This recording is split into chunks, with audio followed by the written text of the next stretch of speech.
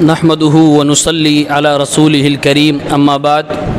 سورہ مجادلہ کا مطلب ہوتا ہے بحث و مباحثہ، تھوڑی سی بحث، لڑائی، باتوں کی لڑائی۔ یہ بھائی کس کی لڑائی کا تذکرہ اس میں ہے؟ ایک عورت آئی تھی ہمارے نبی کے پاس، اپنے شوہر کی شکایت کر کے اللہ کے نبی سے بحث کر رہی تھی۔ اللہ تعالیٰ وہ بحث عرش کے اوپر سن رہا تھا۔ اللہ تعالیٰ نے اس عورت کے مسئلے کو حل کرتے ہوئے قرآن کی آیت اتار دی، اور اللہ نے پہلے یہی کہا قد سمع اللہ نے سن لیا ہے اس عورت کی اس گفتگو کو جو اپنے شوہر کے بارے میں وہ کہہ رہی تھی نبی پاک سے، اور پھر جب وہاں مسئلہ نہ حل ہوا اللہ سے جب کہہ رہی تھی تو اللہ نے اس کے مسئلے کو سن لیا اور اس کا مسئلہ اللہ نے بیان کر دیا۔ یہ سننے کے لائق ہے۔ اس صورت میں اللہ تعالیٰ نے سرگوشی کرنے سے منع فرمایا۔ سرگوشی وہی کانا پھوسی والی بات۔ اللہ کے نبی صلی اللہ علیہ وسلم فرمایا خاص طور سے اگر 3 آدمی بیٹھے ہو اور کوئی نہیں دائیں بھائی، 3 آدمی ہو، اب ایک آدمی دوسرے بولا ادھر تھوڑا سا، اب اس کو کان چیز جیسے آپ نے کچھ کہا، اب تیسرا جب لپکا نہیں تم تھوڑا سائڈ ہو جاؤ، یہ جو کیا ہم نے، اللہ کے نبی صلی اللہ علیہ وسلم فرما رہے یہ شیطانی عمل تم نے کیا ہے۔ چاہے بات آپ کتنی ہی اچھی اور سچی اور گہری بتا رہے ہو، لیکن 3 آدمی ہیں، دونوں نے کانا پھوسی کی، تیسرا کچھ لوگ تو لپک آتے ہیں، کچھ لوگ نہیں لپکتے ہیں عزت بچانے کے لیے، لپکے یا نہ لپکے یہ شیطانی عمل 2 لوگوں نے کیا ہے۔ اور اللہ تعالیٰ نے قرآن کریم میں ارشاد فرمایا انما النجوى من الشیطان، یہ سرگوشی جو 2 بندے کر رہے ہیں یہ شیطان کی طرف سے ہے، لیحزن الذین آمنوا، اس کے پیچھے شیطان کا مقصد ہوتا ہے ایمان والا ٹینشن میں چلا جائے، ولیس بضارہم، جبکہ شیطان انسانوں کو اپنی طرف سے تکلیف نہیں پہنچا سکتا الا بإذن اللہ، جب تک اللہ نہ چاہ لے، وعلی اللہ فلیتوکل المؤمنون، مومنوں کو اللہ کی ذات پہ بھروسہ کرنا چاہیے۔ یہ ادب سکھایا جا رہا ہے کہ ایسا مت کرنا، اگر ضروری بات ہے اٹھو، مجلس سے اٹھو۔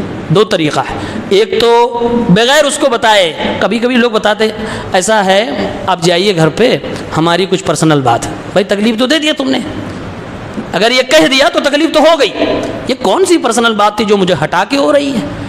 آدمی کے دماغ سے شیطان پھر کھیلنے لگتا ہے، پھر وہاں بدگمانی چالو ہوتی، اور جو اس کو تکلیف ہوئی شیطان کامیاب۔ جیسے اس کو درد ہوا کہ یار میرے ساتھ ایسا رویہ کیوں ہو رہا ہے، تو یہ شیطانی عمل، شیطان اپنے مقصد میں کامیاب، ایمان والے کو تکلیف ہو گئی۔ کیا طریقہ ہے؟ طریقہ یہ ہے آپ کو ضروری بات کرنی ہے تو آپ بات کو ٹالیے، وہاں پر ختم کریے۔ جب وہ اپنے گھر چلے جائیں تو آپ اپنے اس دوست سے بات کر لیجئے، یا آج کے زمانے میں موبائل ہے فون کر کے بات کر لیجئے، تاکہ تیسرے اگر آپ کو چھپانا ہے تو پوری طور سے چھپائیے اس کو، تاکہ اس کو پتہ بھی نہ چلے کہ میرے پیچھے کوئی بات ہوئی ہے۔ اور ایک دوسرا حل علماء نے بتایا ہے کہ 3 آدمی تھے، اٹھ کے 10-20 لوگوں کی مجلس میں چلے جائیے، پھر وہاں آپ کسی سے کوئی بات کہہ لیجئے، وہاں منع نہیں ہے۔ اگر آپ یہاں بیٹھے ہیں، اگر 2 آدمی کانا پھوسی کریں تو باقی کو تکلیف نہیں ہوگی، کیوں جانتے ہیں؟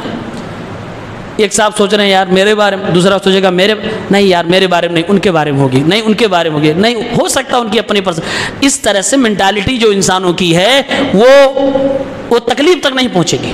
اس لیے ہمارے نبی نے فرمایا جب 3 ہو تو یہ جرم مت کرنا، 3 ہو گئے 2 بات کرو گے، 1 اکیلا رہ جائے گا، اس کو درد ہوگا، یہ شیطان کا کام ہے اور شیطان درد دینا چاہتا ہے، تم شیطانی کام میں حصے دار نہ بنو۔ سورہ حشر کے معنی ہی ہوتے ہیں لوگوں کو اٹھانا اور اکٹھا کرنا۔ اس سورت کے ذریعے سے اللہ رب العالمین نے ہمیں اور آپ کو پیغام دیا ہے کہ لوگوں دنیا میں رہتے ہی اللہ سے ڈرو اور اپنا حساب و کتاب اللہ رب العالمین کے پاس جا کر جو دینا ہے اس کی تیاری کرو۔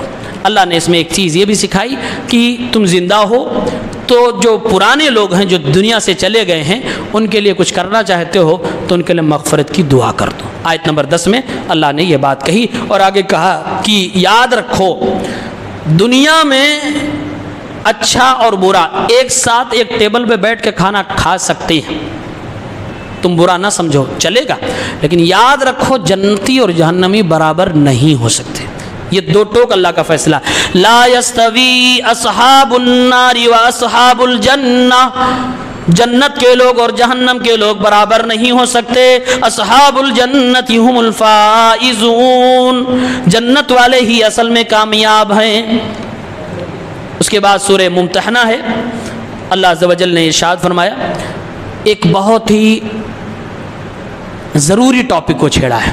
جب اللہ کے نبی ہجرت کر کے مدینہ چلے آئے تو بعد میں عورتیں بھی آنے لگی، ہجرت کر کے مکہ سے مدینہ آتی ہیں تو اس میں کچھ عورتیں ایسی ہیں جو مسلمان ہو گئیں، شوہر کافر ہے، چلی آئیں، لیکن اب آ رہی ہیں، ہو سکتا کوئی جاسوس بھی ہو۔ اللہ تعالیٰ نے قانون نافذ کیا، یا ایھا الذین آمنوا اذا جاءکم المؤمنات مہاجرات فامتحنوہن، اے ایمان والو تمہارے پاس عورتیں جب آئیں ہجرت کر کے ان کا امتحان لے لو، ٹیسٹ کرو مسلمان ہے کہ نہیں۔ اللہ اعلم بایمانہن، اللہ تو جانتا ہے کہ یہ مسلمان ہے کہ نہیں ہے، لیکن تم اپنے طور سے ٹیسٹ کر لو۔ فإن علمتموہن مؤمنات، اگر ٹیسٹ میں پاس ہو جائیں کہ یہ مسلمان ہے، فلا ترجعوہن الی الکفار، تو اس مسلمان عورت کو کافر کے پاس واپس مت لوٹانا، چاہے اس کا شوہر آئے اور کہے میری بیوی میرے حوالے کرو، تو اے مسلمان واپس نہ لوٹانا۔ کیوں؟ لا ہن حل لہم ولا ہم یحلون لہن، کیونکہ اب مسئلہ یہ آ گیا دین کا، ایک شوہر اگر وہ مسلمان ہے، بیوی کافرہ ہے، نکاح جائز نہیں، اور اگر بیوی مسلمان ہے، شوہر کافر ہے، نکاح جائز نہیں، تو اللہ نے فرمایا لا ہن حل لہم، یہ عورتیں ان کے لیے حلال نہیں، وہ ان کے لیے حلال نہیں، لہذا ان کو واپس مت کرنا۔ اس کے لیے تمہیں اگر کچھ ہرجانہ بھی دینا پڑے تو دے دینا، پیسے دے دینا، شوہر کو کسی طرح سے واپس کر دینا، لیکن کافروں کے حوالے مسلمان عورت کو مت کرنا۔ یہ جو آج کے دور میں لڑکیاں غیر مسلم لڑکیاں، مسلمان لڑکیاں غیر مسلموں سے شادی کر لے رہی ہیں، آپ دیکھیے اللہ فرما صاف لا ہن حل لہم، یہ ان کے لیے، وہ ان کے لیے حلال ہی نہیں ہے۔ اور جو مسلمان لڑکے غیر مسلم سے شادی کر لیتے ہیں اور جب پکڑے جاتے ہیں تو کہتے ہیں کہ میں اس کو کلمہ پڑھا رہا ہوں، اللہ فرما رہا ہے وہ بھی تمہارے لیے حلال، نہ ان کی لڑکی تیرے لیے حلال ہے، نہ ان کا لڑکا تیرے لیے حلال ہے۔ یہ بدماشی کرتے کیوں؟ یہ حلال ہی نہیں ہے۔ ابھی کل یا پرسوں کی بات ہے، قریب 3 ساڑھے 3 بجے ظہر کے وقت مجھے ایک لڑکے نے فون لگایا اور کہہ رہا ہے، مسئلہ کیا ہے؟ مسئلہ پوچھا کہ کوئی لڑکی ہے جو کسی غیر مسلم سے شادی کر چکی ہے، 1 سال ہو گیا، بچہ بھی ہو گیا ہے، اس کا بھائی کیا کرے؟ آپ سوال اگر فیل کریں گے تو سمجھ جائیں گے کیا پوچھنا۔ اس کا بھائی کیا کرے؟ میں نے کہا آپ کون ہو؟ بولا میں اسی کا بھائی ہوں۔ معاملہ بڑا سینسٹیو ہے، اگر کچھ ٹیڑھا میڑھا میں بول دوں کچھ بھی کر سکتا ہے، بھائی ہے۔ میں نے کہا انڈیا میں آپ رہتے ہو، ہندوستان میں ہو، یہاں آپ جو کر سکتے ہو وہ میں آپ کو بتاؤں گا۔ بولا کیا؟ میں نے کہا اپنی اس بہن کے لیے مسلسل دعا کرو۔ بولا اس نے تو سب کچھ لٹا دیا، گھر خاندان برباد ہو گیا سب، ہم لوگ چہرہ دکھانے کے لائق کہیں نہیں ہیں، اور ہمارے باپ تو بالکل ڈپریشن میں چلے گئے، ہم کیا کریں؟ سب کچھ ختم ہو گیا۔ میں نے کہا جو کچھ بھی ختم ہوا ہے لیکن ابھی اس کی آخرت ختم نہیں ہوئی ہے نا وہ مسلمان؟ بولا ہاں ابھی مسلمان ہے، کہتی ہے کہ مسلمان۔ میں نے کہا ہو سکتا ہے کہ کل کو وہ پلٹ آئے تمہارے سمجھانے سے تو اس کی آخرت تو بچ جائے گی، دنیا میں جو ہوا وہ تو ہو گیا۔ تو آپ کنٹینیو اس کے لیے دعا کرو۔ کہا کہ ہم رشتہ اس سے نہیں رکھنا چاہتے، اس کو اپنے سے دور کرنا چاہتے ہیں، دیکھنا نہیں چاہتے ہیں۔ ہم نے کہا کہ آپ اس کے علاوہ اگر یہی آپ چاہتے ہو، میں سمجھ رہا ہوں فیلنگ، لیکن آپ کو مشورہ دوں گا کہ آپ رشتہ بنا کے رکھیں۔ بولا کیوں؟ میں نے کہا ماحول جو چل رہا ہے، ابھی 1 سال ہوا، 2 سال کے بعد پتہ نہیں آپ کی بہن کا کیا ہوگا، تو نظر بنا کے رکھیے آپ کی بہن کے اوپر، رشتہ برقرار رکھیے۔ ہاں ان کے تہواروں میں نہ جائیے، اپنے دھرم کی حفاظت کیجیے، لیکن کم سے کم وہ تو آپ کی بہن ہے، غلطی کر دی، گناہ اس نے کر دیا ہے، نظر بنا کے رکھنا۔ تم بھائی ہو، باپ ہو، اپنے باپ کو سمجھا کے رکھنا، یہ ہندوستان ہے، یہاں ماحول بڑا خراب ہے، آج زندہ ہے کل کی ہو سکتا ہے اس کی لاش ملے۔ لیکن واقعی میں نے کہا سمجھاؤ، کہہ رہا 1 سال سے میں سمجھا رہا ہوں، کیا میں، اس نے یہ جملہ اس کا تھا کہ میں جتنا 1 سال سے اپنی بہن کو سمجھا چکا ہوں، ہزاروں مولوی کوئی لہجہ نہیں اپنا سکتے تھے، اس طرح نہیں سمجھا سکتے تھے۔ میں نے کہا کیا کیا؟ کہا میں اپنی بہن کے سامنے زاروں قطار رویا ہوں، آنسو بہایا ہوں، میرا باپ رویا، میری مائیں روئی، میری بہنیں روئی ہیں، لیکن اللہ جانے کیا اس کو خمار چڑھ گیا ہے کہ آج وہ پلٹنے سنتی ہے، سننے کے بعد جا کے سب کچھ وہی کر رہی ہوتی ہے، ٹس سے مس نہیں ہوتی ہے۔ ایک بھائی جب یہ فیس کرے گا اس کو کیا محسوس ہو رہا ہوگا، ہم اور آپ نہیں برداشت کر سکتے۔ بس اتنا ہی ہے کہ وقت سے پہلے اپنے بچیوں کی تربیت کریں، اپنی بہنوں کی تربیت کریں، یہ وقت کوئی نہیں دیکھ پائے گا، اللہ فرما لا ہن حل لہم ولا ہم یحلون لہن، وہ حلال نہیں ہے، ان کو بچاؤ۔ اس لیے جبکہ اللہ کے نبی نے ایگریمنٹ پہلے کر رکھا تھا کہ جو بھی مکہ سے آئے گا تم واپس مانگو گے واپس کر دوں گا، یہ ایگریمنٹ تھا نبی کا۔ اس کے بعد اللہ نے اپنے نبی کے ایگریمنٹ کے خلاف فرمایا یہ کیس الگ ہے میرے نبی، واپس نہیں کرنا ان کو۔ یہ عزت و آبرو کی بات ہے، یہ نکاح کی بات ہے، یہ آنے والی جنریشن کی بات ہے۔ اللہ کے نبی صلی اللہ علیہ وسلم کے سامنے جب ایسا کیس آیا بھی میرے نبی نے فرمایا یہ میرے رب کا حکم ہے اور یہ میرے اس ایگریمنٹ کے اندر داخل نہیں ہے، یہ مسلمان ہو کے آئی ہے اور اس کا مسئلہ یہ ہے کہ تم اگر لے جاؤ گے تو اس کے ساتھ رہو گے، اس کے ساتھ اس کے کوکھ میں ناجائز بچہ پلے گا جو کہ تمہارے نطفے کا ہوگا، تو لہٰذا تم لین دین کرنا چاہے تو کر لو۔ وہ لوگ پیسے کے دل دادے، وہ زمانہ تھا، عورتیں ادھر گئیں تو ادھر مل جاتی تھی، ادھر بیچا دوسری خرید لیتے تھے، وہ تو کافر تھے، مشرک تھے۔ میرے نبی بولتے تھے جو چاہے تو بولو، دولت منہ سے بولو، میرے نبی قدموں میں ڈال کے مسلمان عورت کی عزت بچا لیتے تھے اور واپس نہیں ہونے دیتے تھے اس آیت کی وجہ سے۔ اس کے بعد سورہ صف میں اللہ نے حضرت موسیٰ علیہ السلام کے بارے میں کہا کہ حضرت موسیٰ اپنی قوم سے کہتے تھے لما تؤذوننی وقد تعلمون انی رسول اللہ الیکم، اے میری قوم کے لوگوں مجھے کیوں تکلیف دیتے ہو جبکہ تم اچھی طرح سے جانتے ہو میں اللہ کا رسول ہوں۔ کیا کرتے تھے وہ لوگ؟ ایک تو نبی کا جو اصل مشن تھا اس کے خلاف تھے، اس سے درد ہو رہا تھا۔ دوسرا درد یہ لوگ یہ دیتے تھے کہ حضرت موسیٰ کے اوپر الٹا سیدھا الزام لگاتے تھے، ان کے جسم کے اندر بیماریاں بتاتا ہے، اس کو یہ بیماری، اس کو یہ بیماری، جبکہ کچھ نہیں تھی۔ اگر کسی کو کوئی بیماری نہ ہو اور آپ کو یہ فلاں بیماری کا شکار ہے، یہ فلاں بیماری، اس کو یہ بیماری ہو گئی تو آدمی چڑھے گا۔ تو کل ملا کے موسیٰ علیہ السلام کہتے تھے لما تؤذوننی وقد تعلمون انی رسول اللہ الیکم، مجھے درد کیوں دیتے ہو جبکہ جانتے ہو میں اللہ کا رسول ہوں۔ اللہ نے فرمایا فلما زاغوا ازاغ اللہ قلوبہم، یہ لوگ گمراہی کو پسند کرنے لگے تو میں نے ان کو گمراہی میں مزید ڈھکیل دیا۔ مطلب یہ کہ آدمی اگر حق کی طرف نہیں آنا چاہتا، گمراہی کو پسند کرتا ہے تو اللہ تعالیٰ اس کے دل پہ مہر لگا دیتا ہے۔ یہ سورہ صف ہے، اسی میں اللہ کے نبی صلی اللہ علیہ وسلم کا دوسرا نام احمد آیا ہوا ہے۔ اس کے بعد سورۃ الجمعہ ہے، سورہ جمعہ، اس میں اللہ تعالیٰ نے جمعہ کے حوالے سے گفتگو رکھی ہے اور اللہ تعالیٰ نے ہمیں اور آپ کو حکم دیا ہے اے ایمان والو جب جمعے کی اذان ہو تو اپنا سارا کاروبار بند کر دو۔ جمعے کی اذان ہو جانے کے بعد جو خطبے والی اذان ہوتی ہے اس کی اذان ہو جانے کے بعد اگر آپ حلال بھی بیچ رہے ہو تو وہ حرام ہو جائے گا۔ میں مثال دوں، اگر آپ کے پاس بک مکتبہ ہے، بک ڈپو آپ کی ہے اور آپ قرآن بیچ رہے ہو، اذان مسجد میں ہو گئی خطبے والی، آپ قرآن بیچ رہے ہو، اللہ کی قسم وہ حرام ہے، اس کی کمائی حرام ہے۔ اللہ نے فرمایا جمعے کی اذان ہو کاروبار بند، دکانیں بند، بلکہ نبی فرما رہے ہیں کہ اذان سے پہلے مسجد میں آؤ ورنہ رجسٹر میں تم ابسینٹ مانے جاؤ گے۔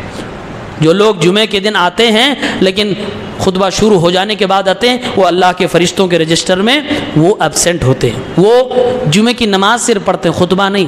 خطبہ بھی سننا فرض ہے، ایک فرض چھوڑ کے دوسرا فرض آپ کر رہے ہو، دو میں سے ایک مس کر گئے، اس لیے ایبسنٹ مانا جاتا ہے۔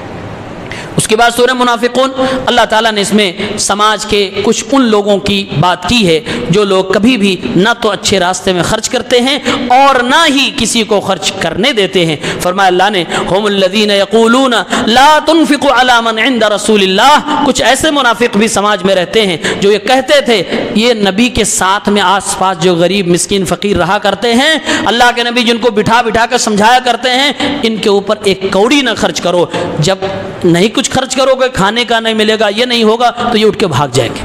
یہ منافق اس زمانے میں کہتے تھے۔ اللہ فرما رہا ہے ان بیوقوفوں کو فتح نہیں، وَلِلَّهِ خَزَائِنُ السَّمَاوَاتِ وَالْأَرْضِ، زمین و آسمان کا خزانہ تو اللہ کا ہے۔ یہ منافقوں کو سمجھ نہیں آ رہی بات۔ آج بھی ایسے لوگ پائے جاتے ہیں جو نہ کبھی کسی کو اچھے کام میں دیتے ہیں اور اگر کوئی دے رہا ہو تو پوری کوشش کرتے ہیں اس کو کسی نہ کسی طرح سے روک دیا جائے۔ تو یہ منافقوں کی علامات۔ اس کے بعد سورۃ التغابن ہے۔ تغابن کا مطلب ہوتا ہے جیت اور ہار۔ اللہ نے قیامت کا ایک نام بتایا ہے یوم التغابن، جیت اور ہار کا دن۔ قیامت جیت اور ہار کا دن ہے؟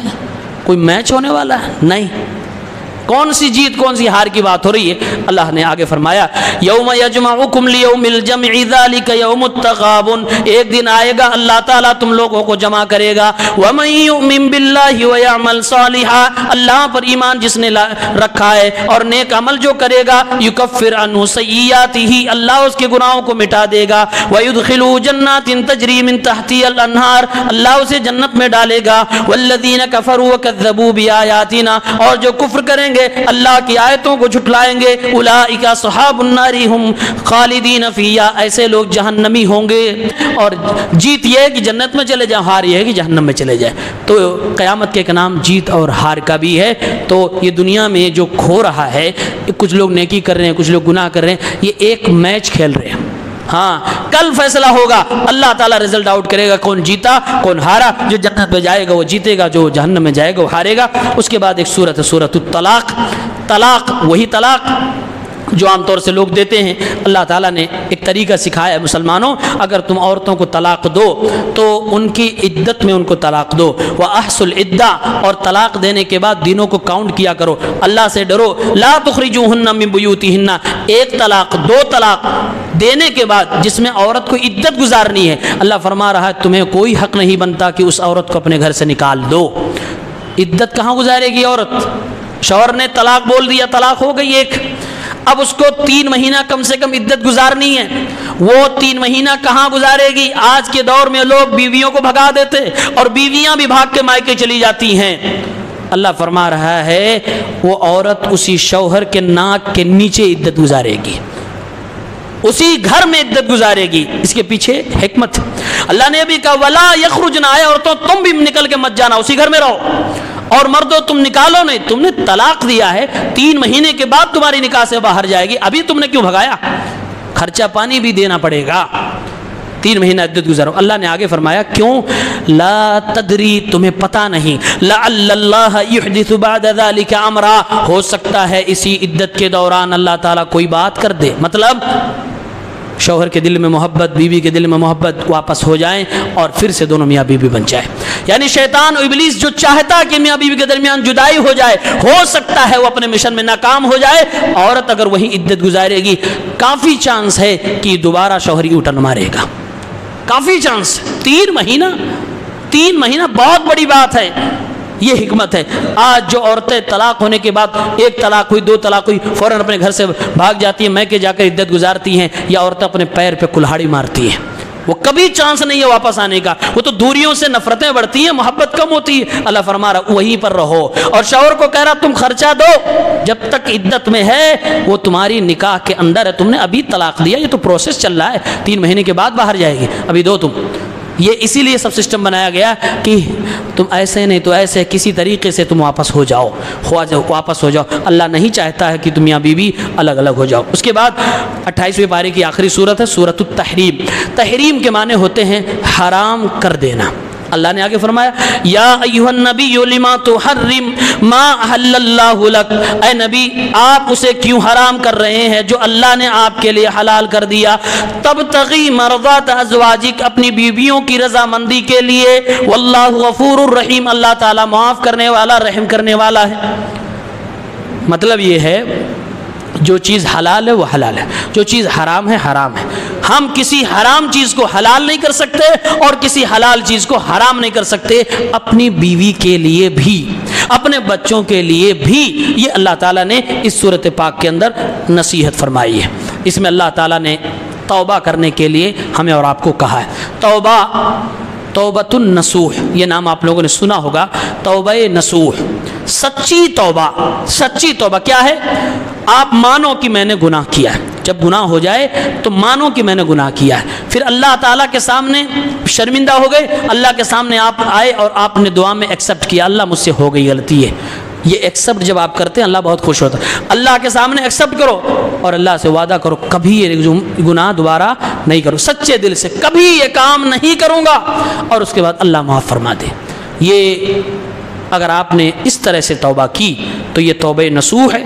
اللہ فرماتا ہے اس توبے کے بعد اللہ تمہاری خطاؤں کو معاف کر دے گا اور تمہیں جنت کے اندر داخل کرے گا، اور کل قیامت کے دن تمہیں رسوا نہیں کرے گا، ذلیل نہیں کرے گا۔ اور اگر آپ کے گناہ کا تعلق بندوں کے حقوق سے ہے تو ایک اور شرط ہے کہ وہ چیز واپس کر دو جو آپ نے کسی کے ساتھ ناانصافی کی ہے، ظلم کر کے، بےمانی کر کے لیا ہے، تو واپس کرو، تب وہ توبہ قبول ہوگی۔ تو اس صورت میں توبہ کی بھی بات کی گئی۔ اللہ تعالی ہم سب کو زیادہ سے زیادہ توبہ کرنے کی توفیق دے، آمین۔ السلام علیکم۔